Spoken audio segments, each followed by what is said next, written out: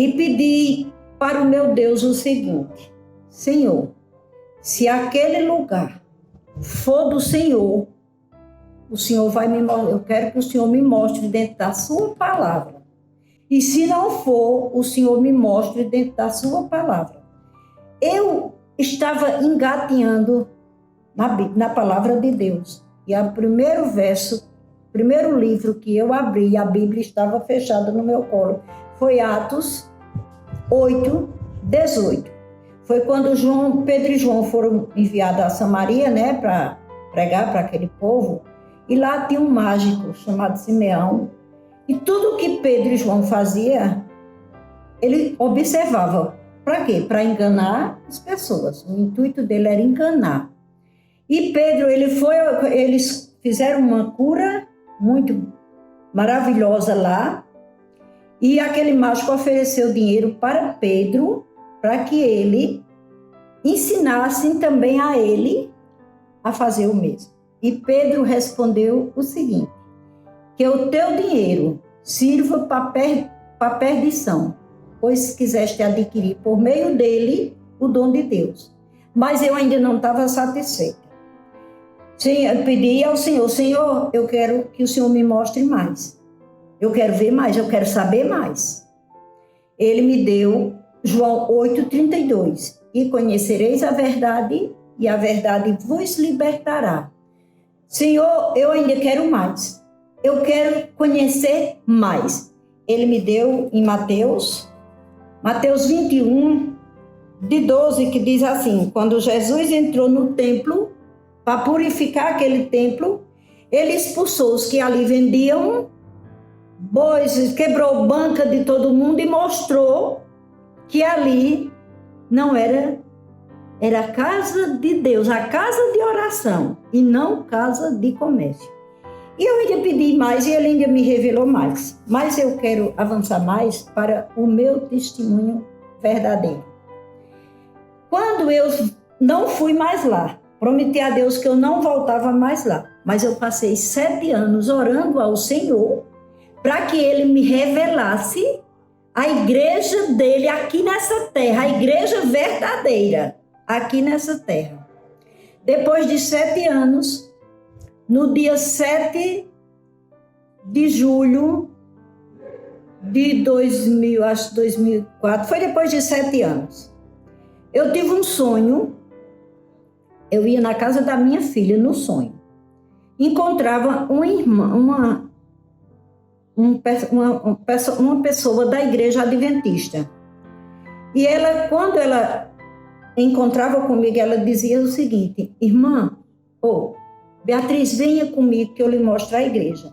Ela pegava na minha mão e a gente voltava. E ela foi. Quando chegou em frente à igreja adventista, ela disse o seguinte: a igreja é essa. Quando eu levantei a vista, tinha o nome: Igreja Adventista do Sétimo Dia. Nesse percurso, no sonho, que a gente caminhava, nós duas, nos seguia uma mangueira com um jato de água dessa grossura assim, muito forte. E quando chegava em frente à igreja, essa mangueira subia. E quando eu entrei dentro da igreja, essa mangueira estava derramando água dentro do tanque batismal. Eu não sabia nada disso, eu não tinha conhecimento de nada disso da igreja adventista.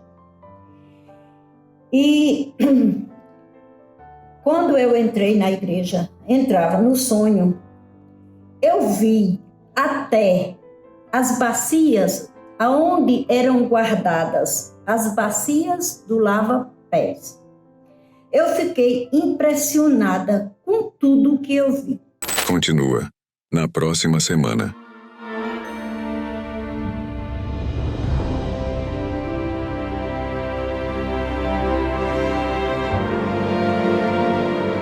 A missão de Deus. A minha missão. Feliz sábado, meus queridos amigos, meus queridos irmãos, você que está aí na sua casa, com o seu aparelho eletrônico, conectado com o nosso canal, que grande alegria, que grande satisfação a sua presença hoje mais uma vez. Hoje nós temos um tema poderoso, um tema espetacular, que será abordado juntamente com meu querido amigo e irmão Josias, né? Josias, ele é teologando, é missionário, né? E é uma pessoa dedicada ao estudo da palavra de Deus. E hoje nós vamos debater um tema que eu considero, Josias, extremamente relevante e importante, né, para que nós possamos estarmos conectados com o mundo, né? Missão em favor dos poderosos, né? E tem um texto na Bíblia, que é o texto inicial para, né, nortear o estudo da lição, que se encontra em Mateus capítulo 16, verso 16. Diz assim a palavra do Senhor: que adiantará uma pessoa ganhar o mundo inteiro e perder a sua alma? Ou que dará uma pessoa em troca da sua alma? E às vezes, com base nesse texto, né, o que é que você poderia comentar sobre os tópicos que serão abordados na lição desta semana, que tem em foco pessoas que têm um nível social alto, né, e que, sem sombra de dúvida, também precisam ser evangelizados? Porque o Evangelho é a boa nova da salvação para todas as pessoas, indistintamente, da raça, cor, religião, né? Todas as pessoas precisam ser alcançadas pelo poder da palavra, pelo poder do Evangelho. O que é que você poderia dizer sobre os principais tópicos da lição? E dê uma saudação aí para o nosso querido e amado público, que, sem sombra de dúvida, são as pessoas mais bonitas que existem. Todos os canais que existem aí no YouTube, né, tem pessoas bonitas, mas o nosso canal é um diferencial. É um povo bonito, inteligente, um povo bom, um povo maravilhoso. Uma saudação para essa galera aí, Josias. Obrigado, Matusalém, né? Mais uma vez estarmos aqui com você hoje para podermos estudar esse assunto tão profundo. É claro que nós não vamos conseguir chegar à extremidade do assunto, mas com certeza o Espírito Santo falará no nosso coração, porque a palavra dele, quando ela entra, ela volta, ela nunca sai vazia. E cumprimento sim a você, querido ouvinte, que está aí, seja pelo celular, ou pela TV, ou talvez por algum outro aparelho. Seja bem-vindo aqui ao nosso bate-papo. Hoje Deus vai falar mais uma vez conosco. E você está disposto a ouvi-lo? Porque não basta você ouvi-lo também. Você também tem que estar disposto a fazer a vontade dele. Então, Matusalém, você falando aqui do verso da semana, né? Estamos abordando a missão em favor dos poderosos. Eu creio que o verso ele vem a calhar justamente porque ele fala de alguns pontos que são importantes para nós refletirmos. Primeiro, ele faz uma indagação de que adiantará uma pessoa ganhar o mundo inteiro e perder a sua alma. Estudando essa parte da lição, eu gostaria de compartilhar ao nosso amigo que está nos ouvindo, me veio uma pergunta: existe poder após a morte? Se você parar para observar, Matusalém, tivemos vários reis, né, no Egito Antigo, que eles se mumificaram, né, pediram para serem mumificados com seus bens, com seus tesouros. Inclusive, quando alguns desses reis morriam, eles pediam que escravos também fossem mortos para poder servirem a eles após a morte. Mas nós sabemos que a Bíblia, a palavra de Deus, ela nos revela que não há poder depois da morte. Lá em Provérbios, lá diz o quê? Que depois da morte, o que resta é o quê? É o esquecimento. A pessoa morreu, acabou. E aqui Jesus, quando ele dirige essas palavras, ele fala assim, olha, ele sabia que as pessoas que estavam ouvindo ele também tinham esse conhecimento que após a morte não há mais nada. E aqui ele diz, o que adiantará uma pessoa ganhar o mundo inteiro e perder a sua alma? Essa alma aqui, na palavra grega, é psique. Ou seja, é o entendimento da pessoa, nós como seres humanos. A Bíblia, ela retrata nós como seres indivisíveis. Fôlego de vida, mais pó da terra é igual a alma. Então, somente nesse primeiro aspecto do verso aqui, nós já podemos distinguir o que está por trás, o pano de fundo doutrinário que está por trás desse texto. E nós, na segunda parte do verso, diz, ou o que dará uma pessoa em troca de sua alma? Isso aqui nos revela a nossa condição. o que eu e vocês temos para oferecer em troca do céu? Absolutamente nada. Eu fiz uma anotação aqui que diz assim: nada, nenhum esforço humano ou riqueza pode fazer nossa alma valer algo. Somente o sangue de Jesus é quem nos dá o devido valor. Ok. Josias, então, baseado naquilo que você está colocando, né, a lição que vai trazer a abordagem de 3 indivíduos, né, que tiveram uma influência significativa em seu contexto. Exatamente Nabucodonosor, né, Naamã, um general assírio, né, e também Nicodemos. Mas primeiro Nabucodonosor, né, que está relatado ali no capítulo 4 do livro de Daniel, o que aconteceu com ele, Josias, e o que nos diz o relato sobre a salvação de um dos homens mais poderosos do mundo da sua época, e desde que o mundo existiu, Nabucodonosor foi, né, rei, né, de um império poderoso, né, que foi exatamente a Mesopotâmia, né? O jardim suspenso ali da Babilônia, ali na região da Mesopotâmia. Então, o que é que você tem a dizer sobre a história que está relatada lá e o que aconteceu na vida daquele homem? Exatamente, Matusalém. Vou sintetizar um pouco aqui para os nossos ouvintes. Nabucodonosor foi um rei, como você falou, dos maiores impérios que houve na face da terra, foi o reino da Babilônia. Tanto é que no sonho de Daniel, o reino de Babilônia, ele era retratado como uma cabeça de ouro. Nabucodonosor, o texto lá em Daniel capítulo 4, retrata que ele mesmo estava relatando, ele mesmo começa a contar esse relato, ou seja, o próprio Nabucodonosor é que relata a sua própria conversão. Não sabemos dizer se é a próprio punho ou se é através de algum escriba que escreveu, mas ele mesmo relata a sua própria conversão. Sintetizando, como foi que Deus trabalhou para alcançar o coração de Nabucodonosor? Imagine você, Matusalém, um homem como Nabucodonosor, criado em um ambiente totalmente ateísta, não é ateísta, politeísta, né? Um ambiente totalmente politeísta, com vários deuses. Nabucodonosor não conseguia simplesmente assimilar a ideia de um Deus único e, como era comum dos reis da época, ele acreditava que, de certa forma, ele também era um Deus. Apesar das evidências manifestadas através de Daniel e seus amigos, em alguns momentos já anteriormente aqui, ele acreditava que, de certa forma, ele também era um Deus. E ele acreditava que todo aquele império que ele construiu foi porque ele, como um Deus, ele como também uma certa divindade, ele também fez aquilo.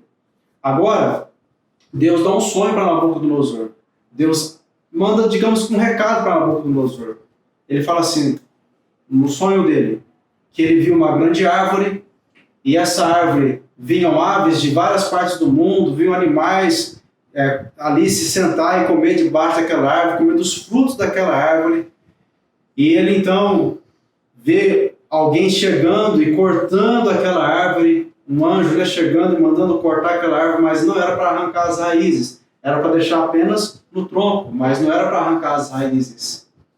E quando o sonho termina, Nabucodonosor fica impactado com aquilo e manda chamar então os servos, né? Os adivinhos, aquelas pessoas capacitadas para interpretar sonhos. Mas, resumindo a história, nenhum deles, Matusalém, conseguiu interpretar. Mas ele se lembra de alguém. De quem? Daniel. Ele se lembra de Daniel, e quando Daniel chega, ele fala assim, Daniel, você pode porque você tem o Espírito dos deuses. E Daniel, na sua humilde posição, ele fala assim, olha, eu não posso, mas o Deus a quem eu sirvo pode. E Daniel, ele fica até um pouco receoso, ele fala assim, olha, rei, é o seguinte, que esse sonho seja para os teus inimigos e não para você. E Daniel, então, ele começa a revelar o sonho para o rei. E Daniel começa a falar, olha, essa grande árvore é você e seu império. Debaixo das suas asas, debaixo dos seus troncos, vem pessoas do mundo inteiro se alimentar, várias nações, pessoas representam as aves, os animais ali. E aí chega alguém no sonho e corta você, ou seja, você vai ser tirado do mundo dos viventes, do mundo do convívio das pessoas, que eu quis dizer, por um tempo, até que você reconheça quem de fato é o Senhor. Alguns pontos nessa história me chamam a atenção, Marcos. O primeiro ponto é a ação de Deus em avisar Nabucodonosor. Deus manda o recado. Deus não deixa que aquilo venha sobre Nabucodonosor sem que ele primeiro receba a mensagem. Segundo ponto, Daniel como um servo, um missionário de Deus em Babilônia. E eu volto, vários pastores pregam isso, Daniel e seus amigos estavam em Babilônia, mas Babilônia não estavam neles. Eles estavam ali como agentes missionários. Eles não foram por escolha própria, mas independente de ser escolha própria ou não, livres ou não, eles estavam ali para servir ao grande Deus que eles serviam. Então, Daniel, ele alcança o coração de Nabucodonosor, ele faz a missão que Deus estabeleceu para ele, mas Daniel tinha uma coisa que ele não podia fazer. Daniel não podia converter o coração de Nabucodonosor. E sabe, Matusalém, isso me chama muita atenção, porque talvez meu amigo, minha amiga aí, vai e fala de Jesus para alguém rico e poderoso, e você pensa assim, não, essa pessoa não vai converter.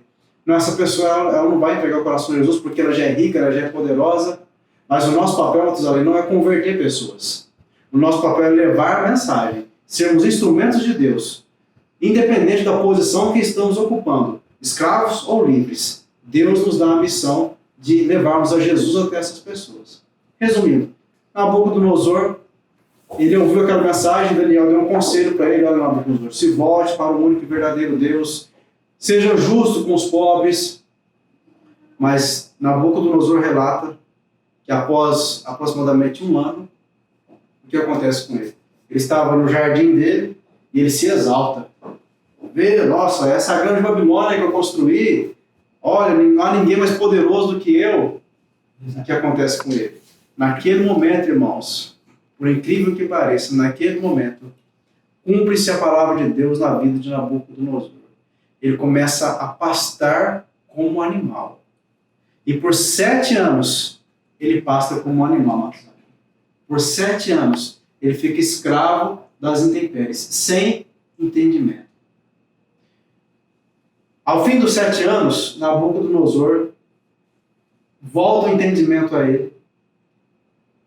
E a palavra de Deus nos diz que quando o entendimento volta a ele, ele reconhece que há apenas um Deus na face do universo.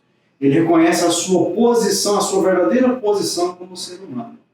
Então, Josias, nós poderíamos dizer que Nabucodonosor, ele entregou a vida dele a Deus? Podemos dizer. Então será uma grande surpresa no céu, né? Um encontro com Nabucodonosor, um homem poderoso, um homem que tinha uma grande autoridade naquele contexto, um homem que foi um dos responsáveis também por destruir, né, Jerusalém, destruir o templo, levar o povo cativo, né? Então esse homem foi alcançado, grande o testemunho de Daniel, do profeta Daniel, né? Exatamente. Mas tem um outro homem poderoso também que é relatado aqui, Naamã, né? Naamã, o relato bíblico diz que era o comandante do exército da Síria, era grande homem diante do seu Senhor e de muito conceito. E o que foi que aconteceu com Naamã, né? A gente viu Nabucodonosor, um dos homens mais poderosos de todos os tempos da história, né? Reconhece quem é o Deus verdadeiro. E esse outro homem aqui poderoso, né, e respeitado, Naamã. Como é que você poderia analisar um pouco da história dele e como foi a conversão também desse homem, né, considerando também que a história de Nabucodonosor, aqui uma outra história, um outro contexto, né, o que é que nós poderíamos dizer dessa história de Naamã? É interessante você falar de Naamã, porque Naamã está num contexto, de certa forma, parecido com o de Nabucodonosor. Por quê? Os dois faziam parte do reino que venceu. Então, é de conhecimento nosso e dos irmãos que estão nos ouvindo que, naquele tempo, o reino que vencia significava que o Deus dele era mais poderoso que o Deus da nação vencida, certo? E Nabucodonosor, ele teve que reconhecer que não somente ele, supostamente como Deus, mas os deuses que ele servia, na verdade, eram pó diante do Deus verdadeiro, o Deus de Israel. E aqui, no caso de Naamã, existe algumas peculiaridades com relação à história de Naamã. Veja, Naamã, ele era o comandante do exército da Síria. Naamã, ele era leproso.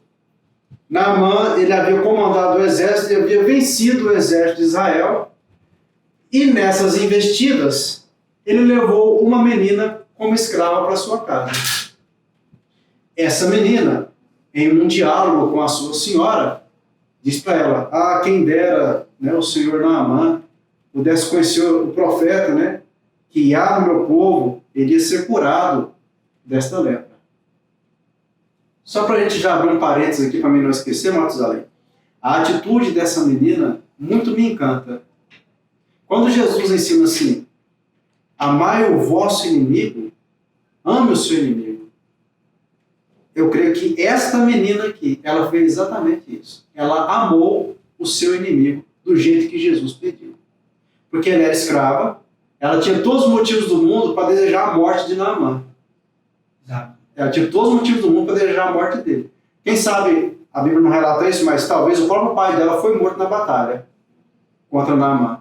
Certamente, se ela estava ali como escrava, né? Exato. Como uma serva ali da casa, certamente ela ficou órfã, né? E foi acolhida na casa do general, né, ali Naamã. Do exército inimigo. E ela, por conhecer a esse Deus, olha só, o nosso Deus, ele é um Deus de liberdade. O nosso Deus, ele é um Deus que concede a nós amor, paz. Mesmo em um contexto de escravidão, assim semelhante ao de Daniel, essa menina, ela quer o bem do seu, no caso ali, Senhor, aquele que escravizou ela. O interessante dessa história também é que Naamã, Deus utilizou uma necessidade de Naamã para poder alcançá-lo. E da mesma forma hoje, o que Deus quer que nós façamos com os poderosos é que a gente enxergue as necessidades deles. Às vezes, nós como seres humanos olhamos para as pessoas que estão numa posição social, humanamente falando, superior à nossa, e às vezes as pessoas pensam que aquela pessoa não tem uma necessidade. Mas, Matusalém, hoje a maior necessidade que existe no mundo são de palavras de amor. São de pessoas que se aproximem dessas pessoas poderosas não por interesse daquilo que elas têm.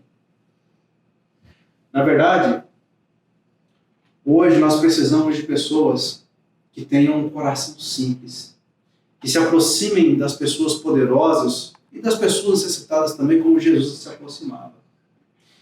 Essa menina aqui, ela teve compaixão e Deus usou essa menina para alcançar Naamã através de uma necessidade dele. A menina vê a necessidade e fala para ele o caminho. Qual é o caminho? O caminho é Deus. O caminho é o Deus de Israel.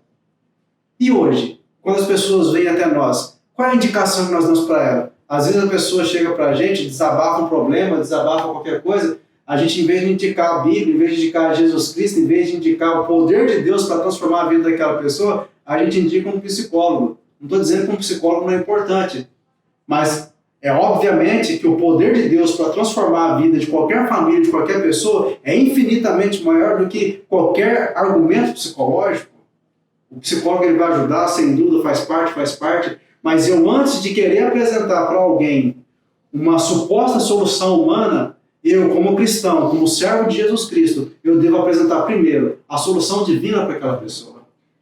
E agora, né, nós temos a história de um homem que não era inocente, vamos dizer assim, ou uma pessoa que desconhecia a palavra, mas era uma pessoa que compreendia e entendia a palavra de Deus, né, que era exatamente Nicodemos. E a Bíblia diz, em João capítulo 3, versículo 1, havia entre os fariseus um homem chamado Nicodemos, um dos principais judeus.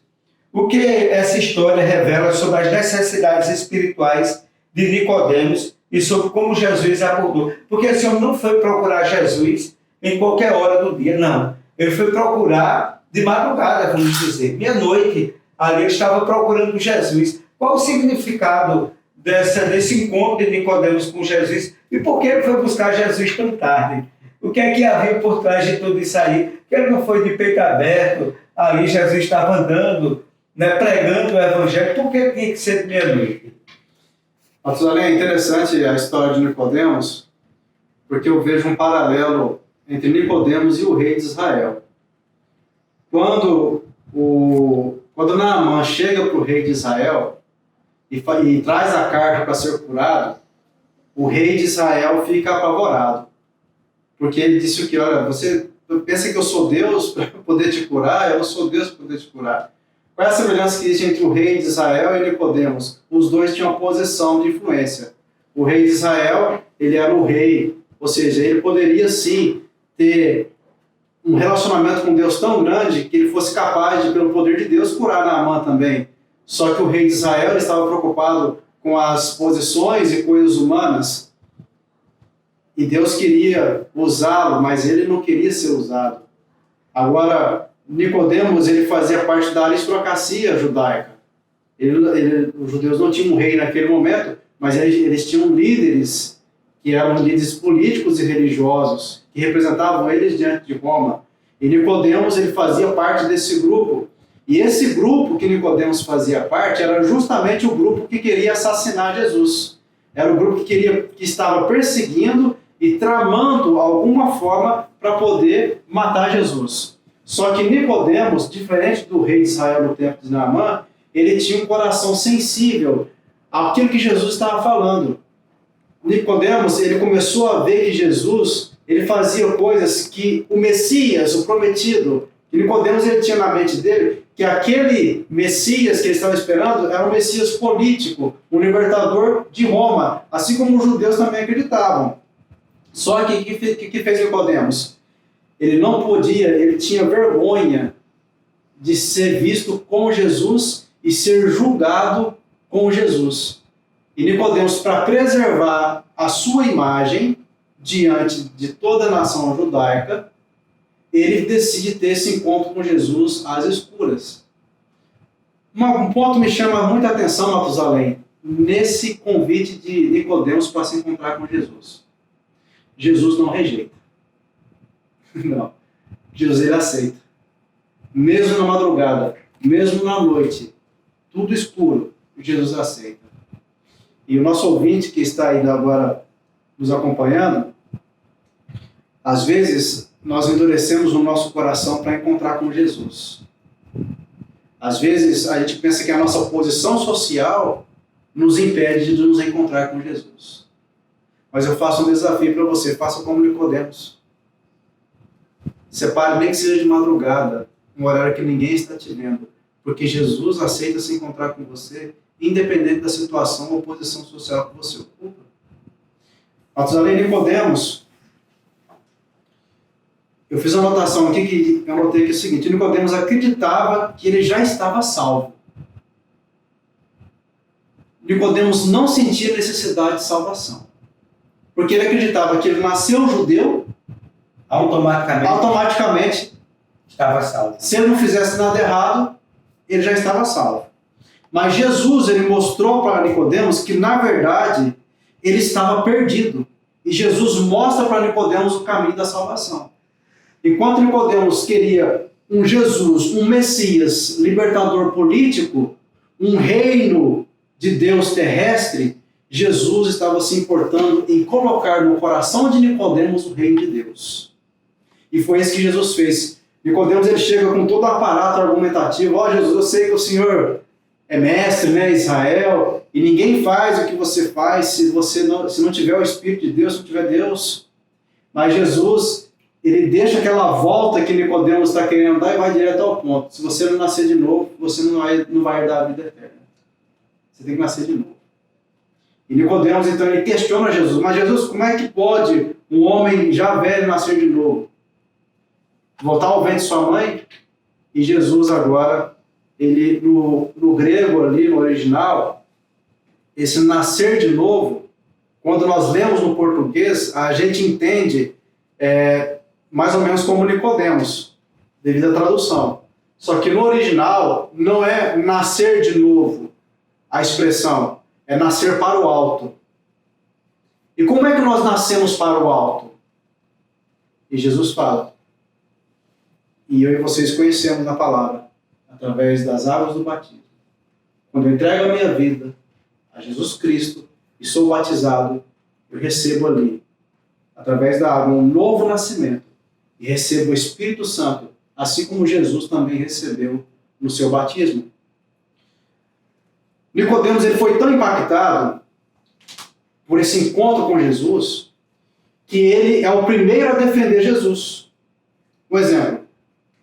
Lá em João capítulo 3, de 1 a 12, fala da história do encontro de Nicodemos com Jesus.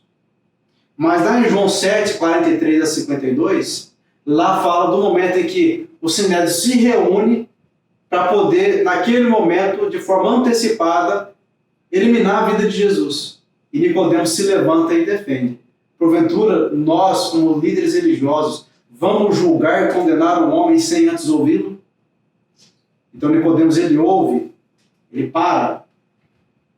Agora, quando Jesus morre, tanto Mateus, Marcos, Lucas, João, eles relatam que Nicodemos foi um daqueles que se juntou a José de Arimateia para fazer o sepultamento de Jesus. Mas a grande obra que Deus fez na vida de Nicodemos como pregador do Evangelho foi após a morte de Jesus. Foi quando Jesus morre e ressuscita, é que Nicodemos, de fato, veste a camisa do Evangelho e ele está disposto, então, até vender suas posses, a fazer tudo em prol do reino de Deus. Bom, Josias, agora a lição, ela entra em um contexto, né, diferente do Nicodemos. Jesus, ele tem um encontro com o homem rico que quer saber, né, qual o caminho para a salvação, né? Jesus aponta e Jesus não teve êxito. A grande pergunta é a seguinte: Jesus, ele não foi eficiente o tanto quanto foi eficiente junto a Nicodemos? As pessoas têm reações diferentes à pregação do Evangelho. O jovem rico aqui está claro dizendo, né, que ele, aquele homem baixou a cabeça quando Jesus disse: vai e vende tudo que tem e dá aos pobres. O homem baixou a cabeça e saiu dali muito triste porque ele era rico, né? Então, Jesus foi ineficiente na missão de salvar, ou seja, ele foi mais eficiente junto a Nicodemos e menos eficiente junto ao jovem rico. Matusalém, nós temos que entender algo quando nós falamos de missão. Deus, ele quer salvar a todos. Deus se esforça para salvar a todos. Lá em 1 Timóteo 2, verso 4, lá diz que Deus deseja que todos sejam salvos e cheguem ao pleno conhecimento da verdade. Lá em 1 João 2, verso 2 diz: pelos nossos pecados, e não somente pelos nossos próprios pecados, mas também pelos do mundo inteiro. E lá em Efésios 1, verso 4 diz: por isso todos foram escolhidos antes da fundação do mundo nele. Veja bem, o propósito de Deus é alcançar a todos. Deus, ele se esforça para alcançar a todos, mas existe algo na Bíblia chamado livre-arbítrio. Deus, ele respeita a decisão de cada um de nós. Deus, ele não nos fez robôs. Lá em João diz o quê? E Deus amou o mundo. Deus amou o mundo de tal maneira que deu o seu Filho unigênito para que todo aquele, veja, todo significa totalidade, é para ninguém ficar de fora. Todo aquele que nele crê não pereça, mas tenha a vida eterna. Jesus, ele oferece a salvação a todos, Matusalém. Mas, infelizmente, não são todos que aceitam. Mas se você notar os anteriores aqui, Nicodemos, Naamã, Nabucodonosor, eles desceram do salto. Eles perderam as suas riquezas? Não, Nabucodonosor continuou sendo rei, morreu como rei. Naamã deixou de ser comandante? Não, Naamã não deixou de ser comandante. Nicodemos deixou de ser rico? Nicodemos não deixou de ser rico. Mas, Matusalém, existe uma diferença muito grande. E eu digo para você que está nos ouvindo, existe uma diferença muito grande entre você ter dinheiro e o dinheiro ter você. É uma diferença enorme. Eu tenho dinheiro. Abraão teve dinheiro, foi muito rico. Isaac também foi muito rico. Jacó foi muito rico. Se você observar, a maioria dos personagens bíblicos foram homens riquíssimos. Mas eles não permitiram que o dinheiro ocupasse o lugar de Deus no coração deles. Pelo contrário, eles fizeram de suas riquezas um meio para evangelizar, para alcançar pessoas para o reino. E quando este jovem ouviu a Jesus, ele ficou triste, porque ele não queria se ver livre de todas as suas riquezas. O que Jesus estava querendo, na verdade, dizer para ele era o seguinte: para você herdar o reino de Deus, você tem que colocar ele em primeiro. Exato. E, Jesus, mas tem uma história que é extraordinária, também uma das histórias mais conhecidas da Bíblia, que é o contrário também do jovem rico, não é? Então Jesus não foi ineficaz no trabalho dele, não é? Foi o homem que não teve a compreensão, a capacidade de aceitar, não é? Aceitar o chamado de Jesus, deixar um para seguir o outro, deixar o dinheiro para seguir a Jesus, não o tornaria pobre do ponto de vista material, né? Mas teve um homem também rico aqui na Bíblia que ele, ao contrário do homem rico, ele subiu numa árvore para ver Jesus. É uma das histórias mais conhecidas, um dos milagres de Jesus. Que milagre a gente pensa que é apenas o milagre físico, mas tem o milagre emocional e o milagre espiritual. Jesus realizou um milagre espiritual na vida de Zaqueu. Como é que a gente pode entender a contradição que existe entre uma história e outra? A história do homem, do jovem rico, e a história de Zaqueu. Matusalém, esses dias ouvindo, na verdade lendo um livro de um autor chamado Paulo Vieira, ele disse algo que é o seguinte: o dinheiro não corrompe ninguém. O dinheiro ele demonstra a corrupção que já existe. É mais ou menos nesses termos que ele fala. Então veja, o jovem rico, a Bíblia diz que ele era um homem de posição, que ele guardava os mandamentos de Deus. Mas ele não quis trocar os valores do céu em troca dos valores da terra. Zaqueu era um ladrão, era uma pessoa desprezada pela sociedade, mas quando ele encontrou a Jesus, ele entendeu que a corrupção que estava no coração dele tinha que ser lançada fora. Que aquilo que ele tinha como prioridade até aquele momento, agora começou a ficar de fora. O interessante é que no diálogo de Jesus com o jovem rico, Jesus ele dá uma sugestão para o jovem rico: olha, vai e vende tudo que você tem. Mas a Bíblia até então não nos mostra, Matusalém, que Jesus deu essa mesma sugestão para Zaqueu. Pelo contrário, Zaqueu, ele toma a iniciativa. Ou seja, quando eu e vocês nos encontramos com Jesus verdadeiramente, Jesus nos mostra aquilo que nós devemos abandonar para segui-lo. Ou deixarmos de fazer coisas erradas. E Zaqueu, então, ele toma a iniciativa. Então é isso que está me fazendo perder a paz, perder o reino de Deus? Então é o seguinte: Senhor, se eu roubei alguém, eu vou devolver 4 vezes mais. E os meus bens, a metade deles, eu vou dar aos pobres. Por que Zaqueu tomou essa atitude? Porque ele entendeu quais eram verdadeiramente os valores do céu.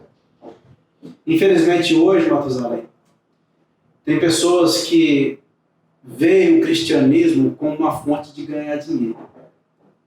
Eu vejo aí pastores em determinadas denominações, que não compete a nós citar o nome aqui agora, que pregam o tempo todo: não, se você é cristão, se você serve a Deus, você tem que ser rico, você tem que ser milionário, você tem que determinar isso para Deus, porque Ele prometeu e tal, nessa conversa toda.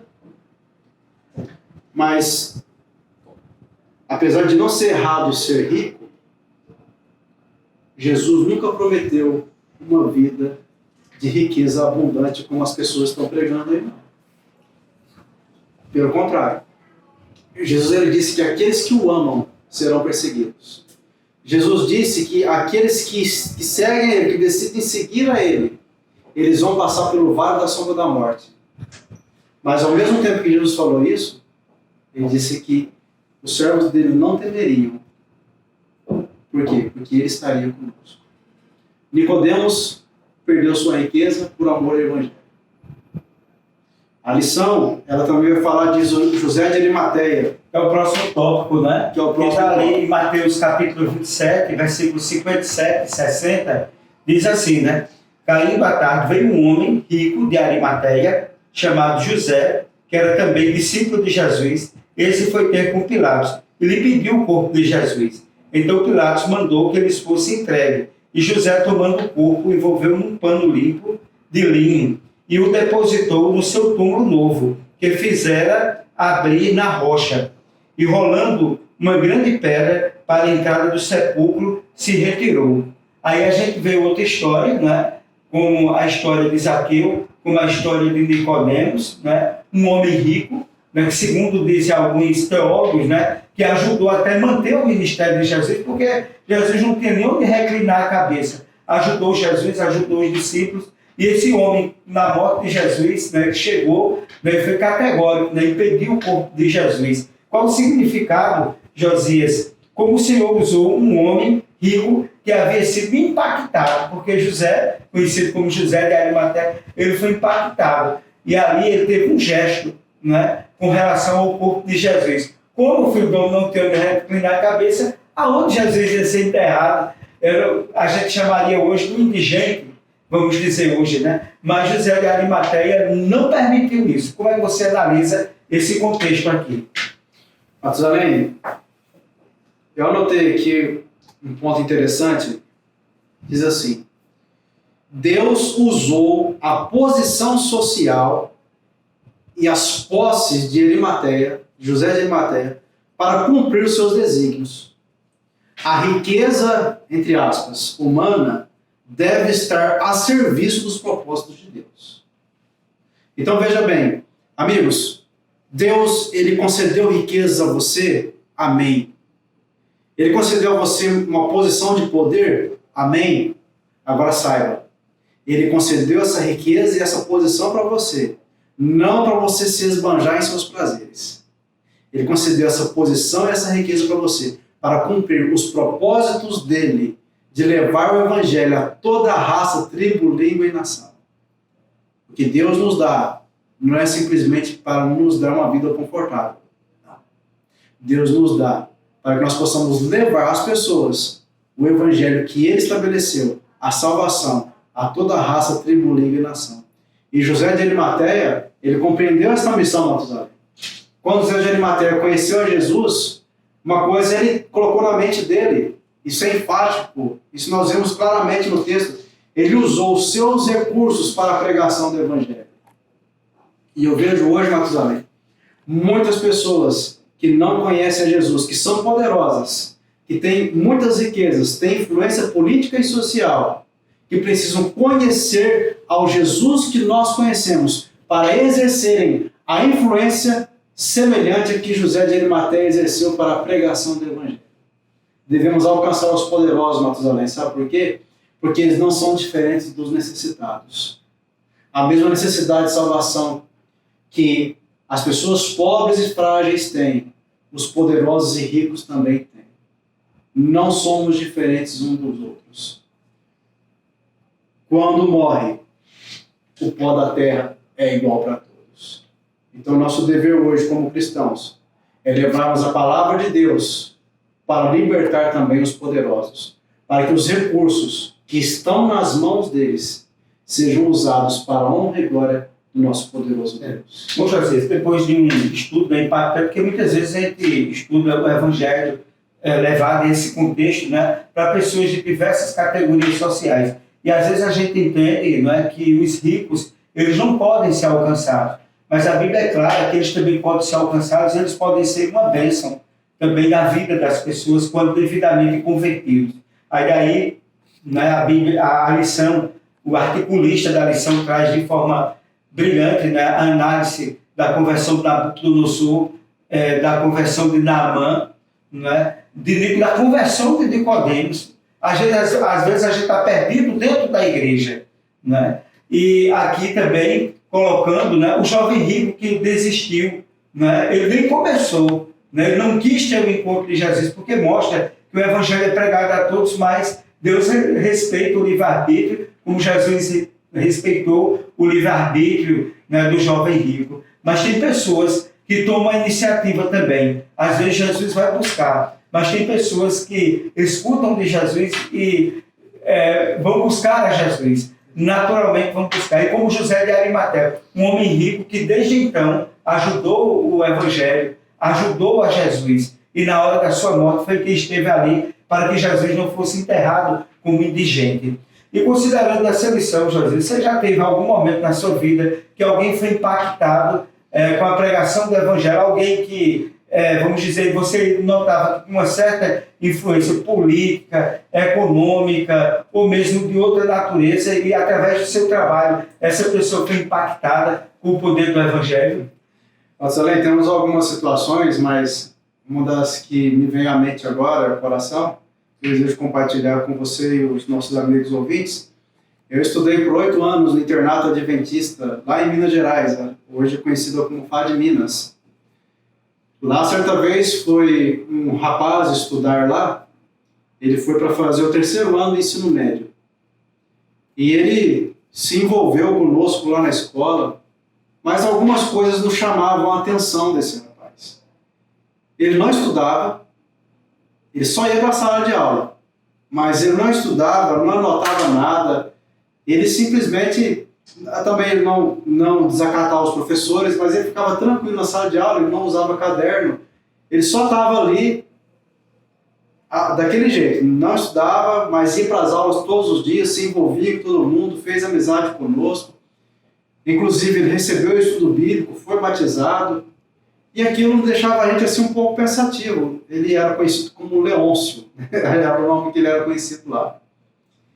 E logo após a formatura do 3º ano do ensino médio, esse rapaz, ele começou a doar todas as coisas dele.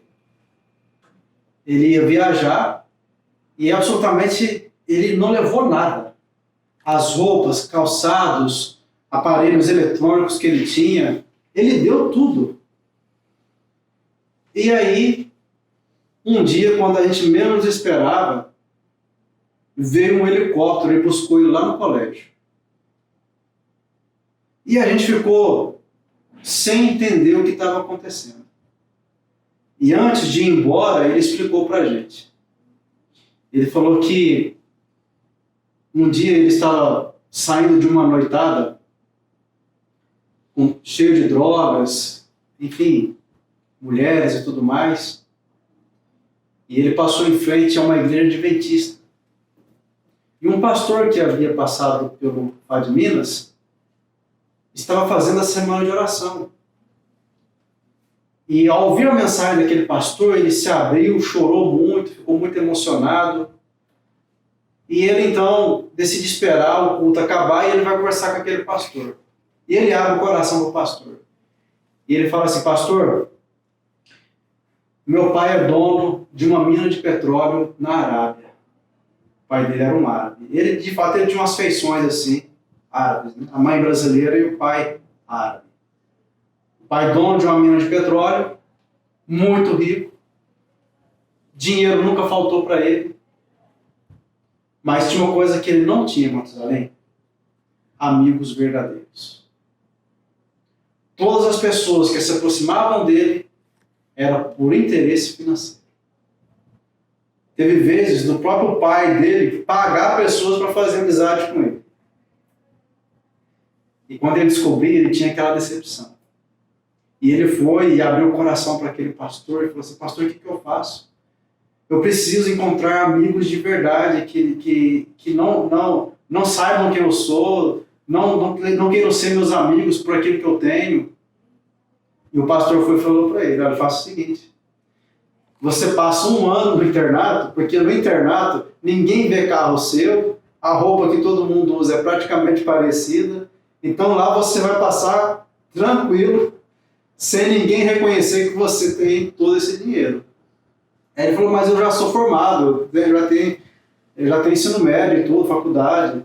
Ele: não, mas você tem a cara de menino ainda, vá para lá, fique pelo menos 1 ano lá, que lá você vai conhecer mais do que amigos, lá você vai conhecer o melhor amigo que o ser humano pode ter, que é Jesus Cristo. E aí quando ele contou essa história para nós, aí ele falou: olha, o meu nome não é Leôncio, o meu nome é outro nome, mas eu não posso revelar para vocês, porque meu pai é árabe e existe uma perseguição grande quando nós nos tornamos cristãos ou congregamos ambiente cristãos. Então, eu não posso revelar meu nome a vocês, mas eu agradeço a vocês por vocês terem, em primeiro lugar, me apresentado a pessoa de Jesus Cristo. Hoje eu me sinto um homem completo. Em segundo lugar, terem me oferecido uma amizade sem interesse. em dinheiro, sem interesse em nada. Matusalém, a maior necessidade do mundo não é de pão. Não é de... A maior que mata mais o mundo, eu creio que não seja a fome. A maior necessidade do mundo, Matusalém, é de pessoas que se importem verdadeiramente com o outro. Que amem verdadeiramente o outro. Porque se existir amor ao nosso próximo, eu tenho certeza, pão não faltará. Então, essa história muito nos impactou. E eu digo para você que está nos ouvindo, se existe alguém poderoso perto de você, alguém que é rico próximo a você, que você conheça, eu desafio você, se aproxime dessa pessoa sem interesse. Faça amizade com ela. E na medida do possível, fale de Jesus, do poder que Ele tem para transformar essa pessoa. Porque às vezes nós pensamos que as pessoas, por terem dinheiro, por terem fama, status social, elas já estão no auge da vida e não precisam de mais nada. Querido, não existe mais nada longe da verdade do que isso. Elvis Presley chegou no auge da vida, se matou. Porque a droga que ele usava, os amigos que ele tinha, o que o mundo podia oferecer, não foi capaz de suprir a necessidade de Cristo que havia no coração dele. Quantos e quantos outros atores já se mataram, atrizes, cantores e cantoras se mataram por ausência daquilo que você já tem, que é a presença de Deus em sua vida. Então compartilhe Jesus, mas antes de compartilhá-lo, busque-o profundamente, porque você só pode dar aquilo que você tem. Josias, a gente agradece, né, testemunho forte, né, disso aí que realmente as pessoas precisam. A gente pensa que a pessoa que está ali numa posição de poder, uma pessoa que tem... Às vezes tem pessoas que têm poder, são ricas, né, mas tem gente que não tem poder, mas é muito rico. Não tem um poder político, um prestígio, né, e é muito rico, né. Então, essas pessoas, elas têm um vazio na alma e também precisam ser alcançadas. Então, o Evangelho é para todos. O Evangelho, ele não é para apenas algumas pessoas. As boas novas da salvação, eis que a graça de Deus se há manifestado, trazendo salvação a todos os homens, né? E através desse testemunho que nós ouvimos agora, de todos esses relatos nas Sagradas Escrituras, que Deus possa nos ajudar, que possamos ser instrumentos nas mãos de Deus para ajudar pessoas a serem libertas da escravidão do pecado, da escravidão da angústia, da escravidão da dor, da escravidão da solidão, né, que Cristo completo e incompleto existe em cada um de nós. Vamos orar neste momento. Jesus vai orar e convido você a orar com a gente também neste momento. Onde você está, feche os seus olhos. Oremos então. Soberano e eterno Deus, nós somos tão pequenos, Pai. Nós nem sequer somos dignos de dirigir a nossa voz a Ti. O Senhor nos alcançou quando estávamos perdidos. O Senhor nos alimentou quando estávamos com fome. O Senhor nos deu água quando estávamos com sede. E é maravilhoso perceber, Pai, que esta fome de Ti, esta sede de Ti, ela é insaciável, Pai. Porque Tu és infinito. E quanto mais de Ti nós experimentamos, mais nós queremos experimentar. Mas, Senhor Deus, nós não queremos ser egoístas. Nós não queremos, Senhor Deus, ficar só para nós aquilo que o Senhor tem nos dado. Porque a alegria do cristão é compartilhar o amor que o Senhor tem por nós. Por favor, Deus, nos ajude, nos dê sabedoria para alcançar os corações sedentos de Ti. Pessoas poderosas, ricas e influentes precisam ouvir do Teu grande amor. Ouvir que a riqueza e o poder deste mundo, eles são passageiros.